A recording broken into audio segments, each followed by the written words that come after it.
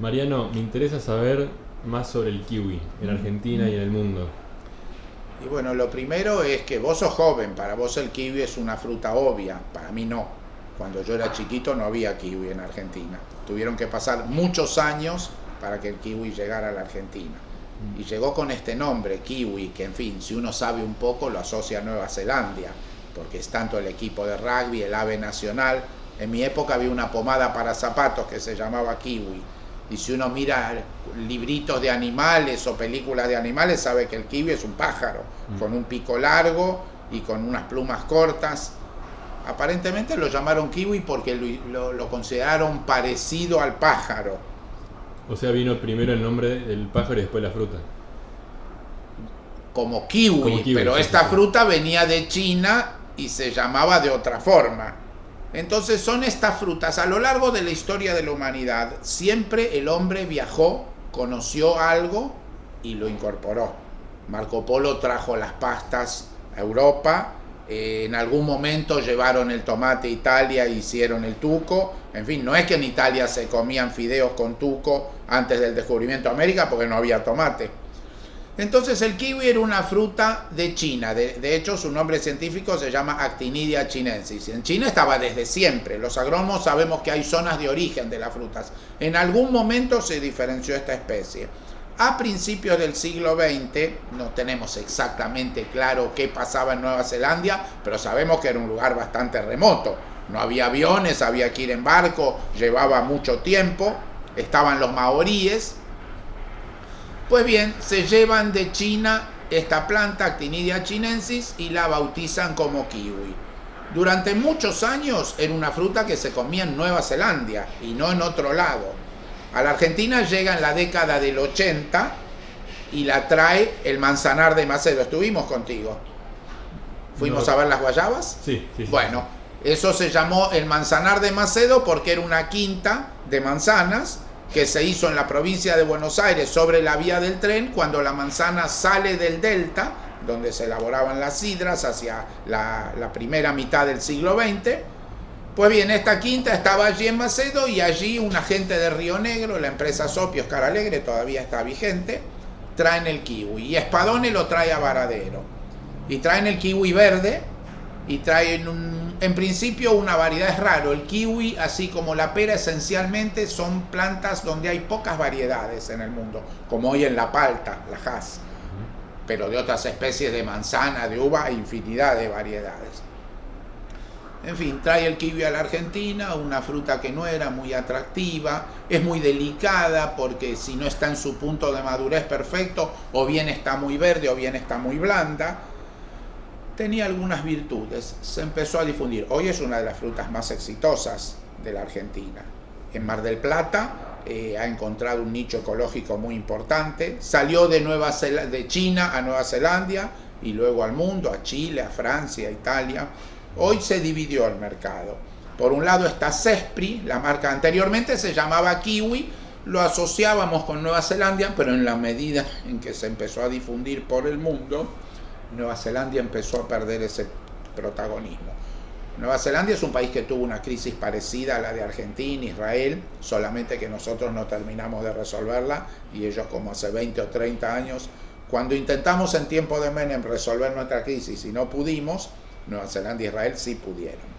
Lograron eliminar la inflación, lograron eliminar el exceso de gasto público y en Nueva Zelanda los productores están muy organizados. Entonces reinventaron el kiwi con la marca Cespri y de hecho en la subasta para el derecho a plantar kiwi, en la última subasta que se hizo en Nueva Zelanda, el derecho a plantar 1 hectárea de kiwi vale $600.000. Así que un productor subasta, salen a subasta este año para plantar 100 hectáreas de kiwi. ¿Quién da más? Agustín. ¿Cuánto da? $600.000. ¿Alguien da más? ¿Alguien da más? ¡Bum! Vendido Agustín. ¿Cuántas hectáreas quiere Agustín? 25. Bueno, salen a subasta las 75 restantes. Ahora bien, hay un tema muy interesante. Este kiwi no es el verde, es el amarillo. ¿Lo conocés? ¿Ya lo probaste? Nunca lo probé, ni lo vi en foto nomás. No lo viste. Pues bien, en Nueva Zelanda, en el mundo, en Grecia, el kiwi verde, no en Argentina, pero en el resto del mundo, el kiwi verde está en un proceso de saturación.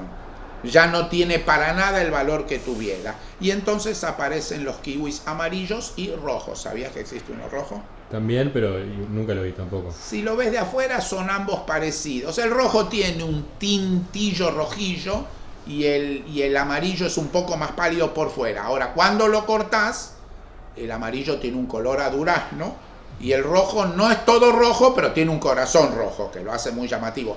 Porque el kiwi, la verdad que de afuera es bastante feo. Pero cuando lo cortás, tiene un atractivo, ¿verdad? Tiene ese corazón más blanco, tiene las semillitas. El tema de las semillas es un tema muy importante, que merece una discusión. Tanto en tomate, como en pimiento, como en kiwi, la existencia de semillas da la calidad del fruto. Si no tiene semillas, el fruto es chico, el fruto es insaboro, el fruto le falta jugo. ¿Y qué es lo que determina la presencia de semillas? ¿Sabes? La polinización. La polinización. Entonces, para que la planta haga semillas, la flor, la parte femenina de la flor, debe recibir el polen. ¿Y qué ocurre? No siempre en las variedades que uno selecciona, la madurez del polen es exactamente simultánea con la madurez del ovario. Entonces suele hacer falta un polinizador que tiene polen en el preciso momento que el ovario de la hembra, de la planta hembra, de la flor hembra, va a estar lista para ser receptivo. Por ejemplo, en el kiwi, históricamente, el kiwi verde Hayward necesitaba un polinizador, que era el angeleno. Entonces se pone una planta macho cada 8 hembras. El macho da una fruta, pero muy mediocre, que no se cosecha, y la hembra es la fruta que se cosecha. Pero el polen de la hembra no es suficiente para polinizar a la hembra. O sea, no se puede autopolinizar sola. Se puede autopolinizar, pero da una mala calidad. No es una cuestión de todas las variedades, de todas las especies. En el caso del kiwi ocurre eso. Ahora cada vez más se está sabiendo de polinización. Ahora bien, para que haya polinización, en algunos casos basta con el viento.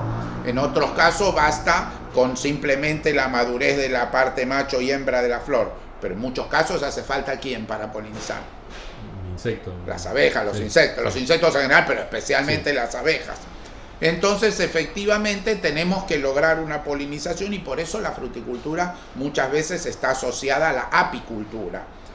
Y por eso en tiempos de cambio climático y de gases tóxicos y de agroquímicos hay mucha preocupación en el mundo por la muerte de las abejas naturales. Obviamente las abejas eran previas al ser humano porque ya existía la polinización de las plantas cuando todavía el ser humano no las cultivaba.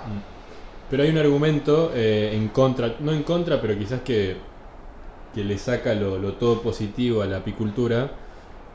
Porque pareciera que el exceso de abejas domésticas compiten con las abejas salvajes, solitarias, que cumplen roles mucho más variados de polinización, porque tienen pelitos distintos, estructuras de cuerpo distintos, y como las abejas, las típicas, las domésticas de miel, son todas iguales, polinizan un rango menor de flores. Entonces hay un argumento en contra de la sobrepoblación de este tipo de abejas. Este es un temazo para que desarrollemos en otra oportunidad. Por un lado, el desmonte, la eliminación de los montes, seguramente redujo mucho la población de abejas salvajes. En Argentina, desde ya que las había y las conocíamos, la lechiguana, el cabichuí, el marigüí, hay muchas. Y evidentemente en la medida que una región se convierte en agrícola, hay menos montes. Sí. Y hay menos abejas salvajes. Por el otro lado, el uso de los agroquímicos, el apicultor siempre tiene la posibilidad de clausurar su panal si está en un determinado lugar donde se va a pulverizar. Frente a un aviso, el señor podría cerrar su panal y que las abejas no salgan, pero si es una abeja salvaje, va a andar por ahí y es muy probable que en una pulverización con agroquímicos la matemos. Y luego está el tema ahora de los bombus, o sea, hay unos abejorros grandotes negros que, en fin, se crían para fertilizar, para polinizar especialmente. Y de hecho, el otro día estuvimos en un invernáculo de frutillas de Pilar, que como es muy grande y tiene una malla anti-insectos e impide la entrada de insectos exteriores, porque así como entran estas abejitas polinizadoras, también puede entrar un pulgón y un trips y pueden enfermar a la planta. Y además la abeja, para ver, necesita ver con los rayos ultravioletas. Entonces, si nosotros tenemos un invernáculo que tiene un filtro, un impedimento para la entrada de rayos ultravioletas, la abeja adentro se pierde y no poliniza. Está adentro, se pierde y o se muere o se va, no ve nada, no ve las flores. En fin, el tema es interesante y nos fuimos un poco por las ramas porque estábamos hablando de kiwi, pero cuando vos cortás un kiwi y no tiene una buena cantidad de semilla, va a ser un bajo rendimiento, va a ser una baja calidad, va a ser una baja conservación, de modo tal que los que saben de kiwi tienen que saber de polinización. Y hasta ahora se concentraban en una única variedad, la Hayward, una verde. Apareció en Argentina el Summer Kiwi, que vino de Italia, que era un poco más temprano. ¿Sabes algo de requerimiento de horas de frío? Muy poco. Es una condición evolutiva que tuvieron las plantas, porque en pleno invierno puede haber días de calor, como por ejemplo los hubo la semana pasada. Entonces una planta podría engañarse y florecer en pleno invierno. Y si después viene el frío, esa planta se quedaría habiendo gastado sus reservas para florecer, pero se helarían las flores o los frutos. Entonces la naturaleza pergeñó evolutivamente que las plantas no solamente necesitan temperatura y luz para florecer, sino acumular frío. Tienen una memoria y tienen que acumular X horas de frío. Entonces el kiwi Hayward necesita unas 700 horas de frío.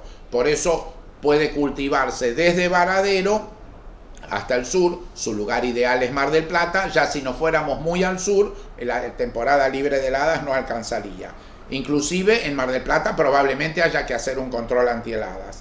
Ahora el kiwi amarillo tiene menos requerimiento de frío. En lugar de 700 horas puede alcanzarle con 400. Entonces se puede hacer más al norte, o en el hemisferio norte más al sur, más cerca del ecuador, del trópico. Entonces ahora que aparece la necesidad de producir y consumir kiwi amarillo y rojo en el mundo, también en Argentina han aparecido novedades. Por un lado, la variedad neozelandesa, esa de los $600.000 por hectárea, obviamente eso no es compatible con la Argentina. Es más, ni $6.000 por hectárea sería compatible con la Argentina. Entonces hay unas variedades italianas licenciadas, el Tsingtao, pero que son caras y acá no se están plantando. Pero un argentino, a quien conocimos el otro día, vos y yo, financió en la Universidad de Bolonia una línea investigativa y tiene una variedad de kiwi amarillo que, si bien se desarrolló en Italia, es de propiedad de un argentino. Ya empezó a verse esa fruta. Recién caminé al mercado y vi un kiwi amarillo un poco chiquito. Es muy sabroso. A mí el kiwi no me gusta y el amarillo sí, tiene un sabor muy distinto. Así que, en fin, el tema es estar atentos. Nuestro amigo Pablo Gelín está por plantar kiwi amarillo en Concordia. Nuestro amigo Giroldi está por plantar kiwi amarillo en San Pedro. Se viene el kiwi amarillo y rojo. ¿Qué te parece? Genial.